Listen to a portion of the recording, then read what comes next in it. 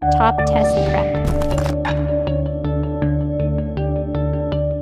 Hey guys, my name is Maggie and I have a question for you. Who will write your recommendation letters for the college application? If you're not sure yet, I have a few things to keep in mind as you go through this process. First of all, familiarize yourself with the requirements that each school has. Sometimes there'll be guidelines on certain subject areas that have to be represented by your letters of recommendation, whereas other schools don't have such requirements. So once you know that information, you'll also want to provide the submission guidelines to the people who will be writing your letters.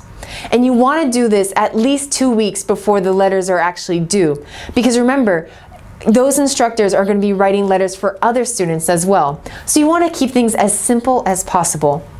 Secondly, consider the balance that will come from your letters of recommendation. You don't want to ask your sophomore year math teacher, your junior year math teacher, and your senior year math teacher to write all your letters of recommendation. You want to come off as a well-rounded student who excels in all areas during your high school year. So consider a coach or an art teacher or an academic counselor. A lot of people who will be able to speak to you, speak on your behalf from different angles. And finally, definitely keep in touch with the people who are writing your letters of recommendation because they're doing you a big favor.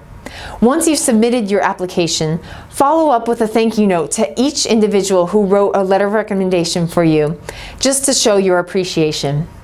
If you need more college admissions advice, call us at 1-800-501-7737 and subscribe to our YouTube channel for more video advice.